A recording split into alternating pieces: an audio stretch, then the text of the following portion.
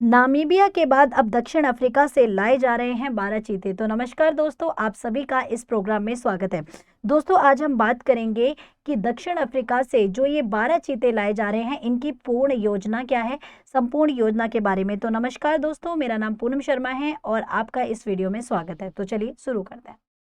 दोस्तों, मैं आपको बता दूं कि नामीबिया के बाद दक्षिण अफ्रीका से लाए जा रहे ये 12 चीते लाने के लिए पूरी तरीके से तैयार किए जा रहे हैं, जो कि आप सभी को पता होगा कि सितंबर महीने में 8 चीते भारत लाए गए थे।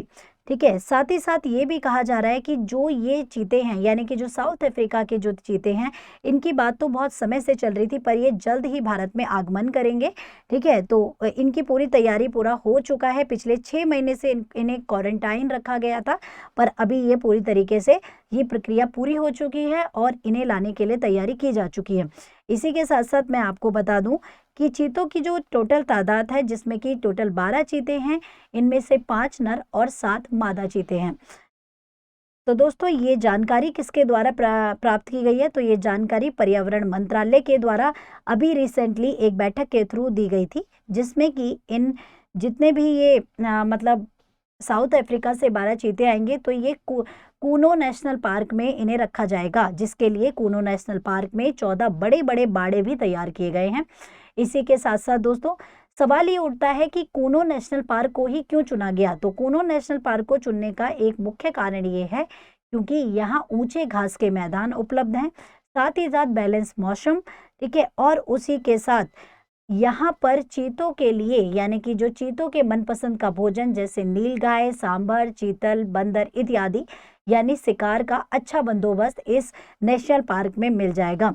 उसी के साथ साथ इस नेशनल पार्क को चुनने का मुख्य कारण चंबल नदी, बगल में चंबल नदी और शिवपुरी के जंगल भी हैं। साथ ही साथ मैं आपको बता दूं, इस नेशनल पार्क के आसपास के इलाकों में किसी भी तरीके की रेजिडेंसी नहीं है, यानी कि यहाँ पर कोई गांव या फिर इस तरह की चीजें नहीं है, जिससे कि चीतों को कोई नुकसान नहीं पहुंचाया जा सकता और ना चीते किसी को नुकसान पहुंचा सकते हैं, इंसानों की परेशानी की वजह नहीं बन सकते। कूनो नेशनल पार्क की एक खासियत है कि इस कूनो नेशनल पार्क में 70 से भी अधिक चीतों के रखने का बंदोबस्त है। ठीक है, तो दोस्तों, एक बार मैं आपको कुछ चीजें और बताना चाहूंगी, जैसे कि अगर हम बात करें तो धरती में सबसे तेज रफ्तार से दौड़ने वाले जानवर तो चीते ही हैं। तो आपको मैं बता दूं, 1952 में सरकार ने इन्हें विलुप्त घोषित कर दिया था। ठीक है, हालांकि सरकार ने इन्हें हमारी दर जमीन पर वापस लाने के बहुत प्रयत्न किए, जिसमें कि सरकार ने ईरान के साथ एक एग्रीमेंट भी साइन किया था, जिसमें कि भारत को ईरानी चीते चाहिए थे और ईरान को भारतीय शेर। तो ये एग्रीमेंट मतलब करा गया, इसकी तैयारी भी हो गई, परंतु एक परेशानी आती है इनके एग्रीमेंट के साथ ही।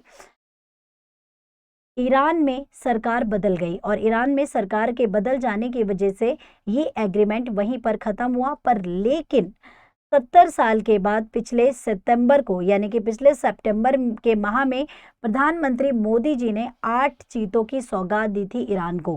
ठीक है, तो उम्मीद करती हूँ दोस्तों ये सारा आपको समझ आ गया होगा।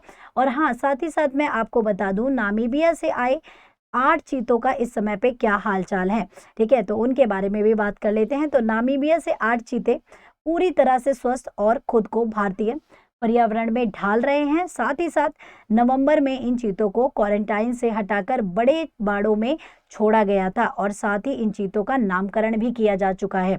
तो दोस्तों, उम्मीद करती हूँ कि ये सेशन आपको अच्छा लगा होगा, समझ आया होगा। तो अभी के लिए thank you so much guys, मिलेंगे अगले वीडियो में, जब तक के लिए टेक केयर।